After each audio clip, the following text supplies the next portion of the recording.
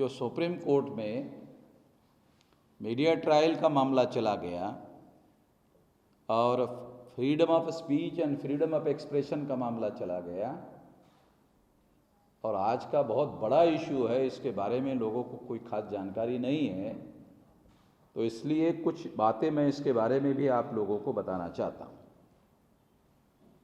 कि 15 अगस्त 1947 को हम लोग आज़ाद नहीं हुए। ये आज़ादी का आंदोलन था नहीं, इसीलिए ज्योतिराव फुले इस आंदोलन में शामिल नहीं हुए थे कि ये ब्राह्मणों के आज़ादी का आंदोलन। शाहू महाराज भी शामिल नहीं हुए, बाबा साहब आम्बेडकर भी शामिल नहीं हुए, पेरियार शामिल थे। आज पेरियार का जन्मदिन है। पेरियार शामिल थे कांग्रेस में, वो स्टेट के जनरल सेक्रेटरी थे और सबसे बड़े लीडर थे। उन्होंने इस्तीफा दे दिया 1925 को, स्टेट कांग्रेस जनरल सेक्रेटरी इस्तीफा दे दिया।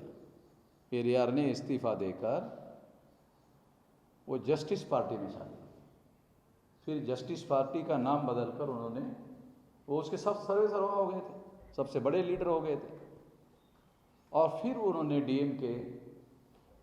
डीके द्रविडार कज़गम नाम का आंदोलन शुरू किया, और उसको उन्होंने बहुत बड़े पैमाने पर फैलाया और घोषित किया था कि कांग्रेस को कम से कम तमिलनाडु में तो मैं समंदर में दबाऊंगा। आज भी कांग्रेस को उनके सपोर्ट के बगैर चुनाव नहीं लड़ सकते। बीजेपी को चुनाव लड़ना है तो भी, और कांग्रेस को सपोर्ट करना है तो भी, कांग्रेस को भी अगर चुनाव लड़ना है तो वो इनके साथ सहयोग से ही चुनाव लड़ना पड़ता है, अन्यथा वो चुनाव नहीं लड़ सकते। ऐसे हालात पेरियार के आंदोलन की वजह से निर्माण हुए। तो ये सारे लोग जो है, ये उस आज़ादी के सो कॉल्ड तथाकथित आज़ादी के आंदोलन में शामिल नहीं थे। मैं इस मुद्दे पर देश में चर्चा करता हूं, इस मुद्दे पर वो चर्चा भी नहीं करते। उनको मालूम है कि इस मुद्दे पर हम लोग पराजित हो जाएंगे। वामन मेजराम के पास इतने सारे सबूत है, और वो सबूत हमारे पुरखों के द्वारा पैदा किए सबूत है। तो हमारे पुरखों को अगर हम अपना पुरखा नहीं मानेंगे, अपने बाप को अपना बाप नहीं मानेंगे, तो साला फिर तो और ज़्यादा खतरा पैदा हो जाएगा, नाजायज औलाद घोषित हो जाएंगे। इसलिए अपने पुरखों को तो मानना पड़ेगा कि ये पुरखे हमारे, फिर उनके सबूतों को भी मानना पड़ेगा कि ये सबूत भी उनके ही है। फिर तो अमन मेजराम की बात को ही मानना पड़ेगा कि आज़ादी का आंदोलन नहीं था। इसलिए इस पर वो, इसका जवाब क्या ढूंढ के निकाला, इस पर चर्चा ही नहीं की।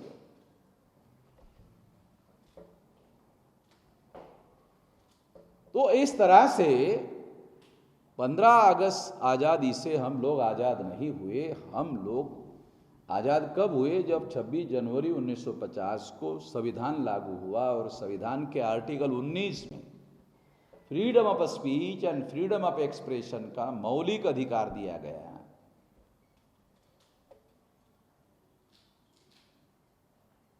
उसकी वजह से हम लोगों को, जो मनुस्मृति ने हमको बोलने की, सुनने की आज़ादी नहीं दी, वो आज़ादी हमको मिली।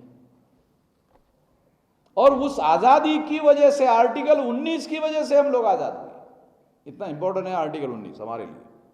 अमेरिका का एक बहुत बड़ा थिंकर है, उसका नाम मुझे याद नहीं आ रहा है, वो कहता है कि अगर किसी व्यक्ति को, किसी कौम को अगर आप गुलाम बनाकर रखना चाहते हो, उसके बोलने पर पाबंदी लगा दो,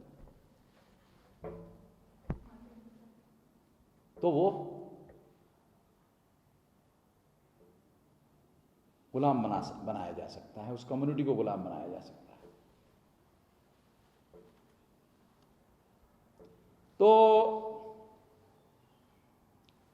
इस रेफरेंस के तहत जो बोलने की, लिखने की, अभिव्यक्ति करने के बहुत सारे तरीके हैं। अभिनय करके आप अभिव्यक्त कर सकते हो, फिल्म बनाकर, या मतलब कई प्रकार की आज़ादी है, लिखने की, बोलने की, अभिव्यक्ति की। लिखने बोलने के अलावा एक और आज़ादी है अभिव्यक्ति की। अभिव्यक्त करने के बहुत सारे तरीके।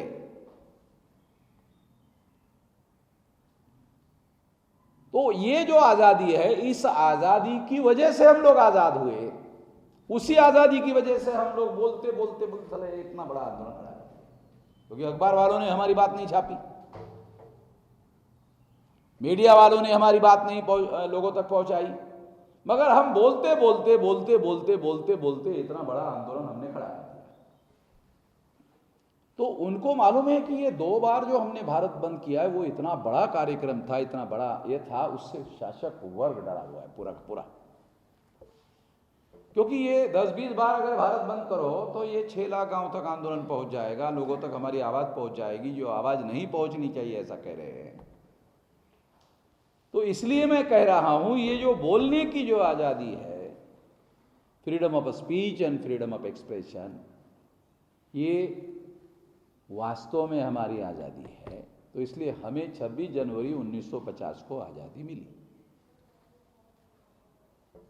मीडिया वालों ने, क्योंकि मेरा ऐसा मानना है कि जो आर्टिकल 19 में जो सब्जेक्ट कवर किया गया है, उसके पहले मैं ये बात बताना चाहता हूं।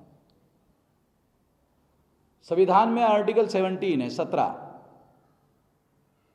कि अनटचेबिलिटी को एबॉलिश करने की घोषणा, वो फंडामेंटल राइट के अधीन है।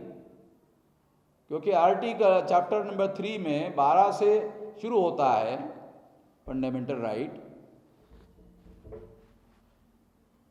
तो उसमें आता है, उसमें कवर होता है, फंडामेंटल राइट में कवर होता है 17। तो उसको ध्यान में रखते हुए एट्रोसिटीज प्रिवेंशन एक्ट बनाया गया।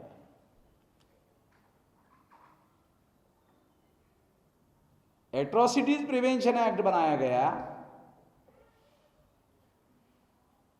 मगर एक कानून मौलिक अधिकार के संबंध में लोगों को कानूनी अधिकार दिया गया, बाकी किसी मौलिक अधिकार को कानूनी जामा नहीं पहनाया गया। 74वां साल चल रहा है आजादी, और लगभग 70 साल से ज्यादा समय जो है वो संविधान लागू हो गया। 1950 से अगर अब 70 साल के लगभग हो गया है, कोई कानून नहीं बनाया। इसलिए मेरा ऐसा मानना है कि freedom of speech and freedom of expression right act, ऐसा एक्ट बनाया जाना चाहिए। और जितने मौलिक अधिकार है, सारे मौलिक अधिकारों की गारंटी देने के लिए एक्ट बनाया जाना चाहिए। क्यों नहीं बना रहे एक्ट? मैं खुद भी कह रहा हूं।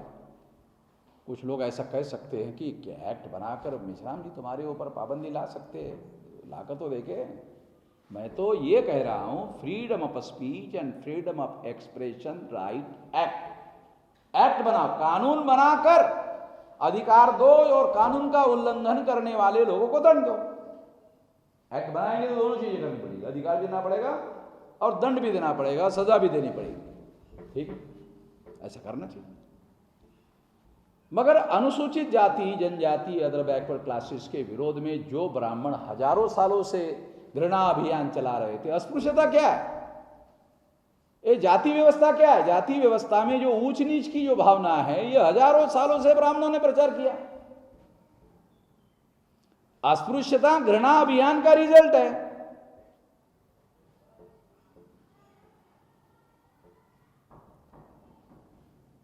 तो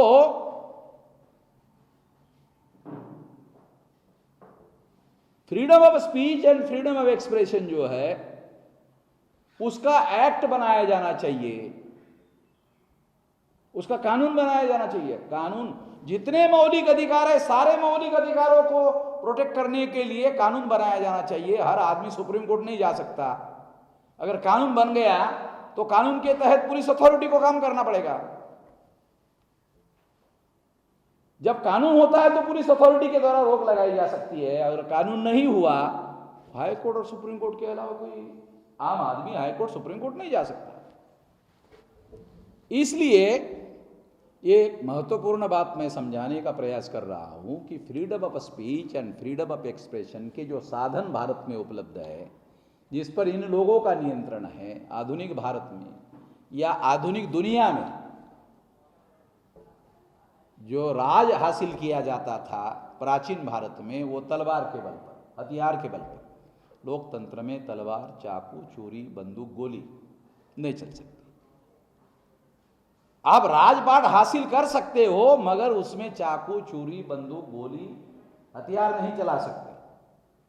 हमारे लोगों को ये बात अभी तक समझ में नहीं आई कि सर अगर ये सब नहीं रहेगा तो राजपाट कैसे हासिल होगा। तो आधुनिक दुनिया का उसूल है कि आप गोली नहीं बोली से राजपाट हासिल कर सकते हो, अभिव्यक्ति की आजादी से राजपाट हासिल कर सकते हो। इतना इंपॉर्टेंट बात है। उसके लिए कोई चाकू, छुरी, बंदूक, गोली चलाने की जरूरत नहीं है। ये हमारे लोगों को समझ नहीं आता। बहुत बार बहुत सारे जो लोग हैं वो तलवार हाथ में लेते हैं, मगर तलवार चलाना नहीं जानते।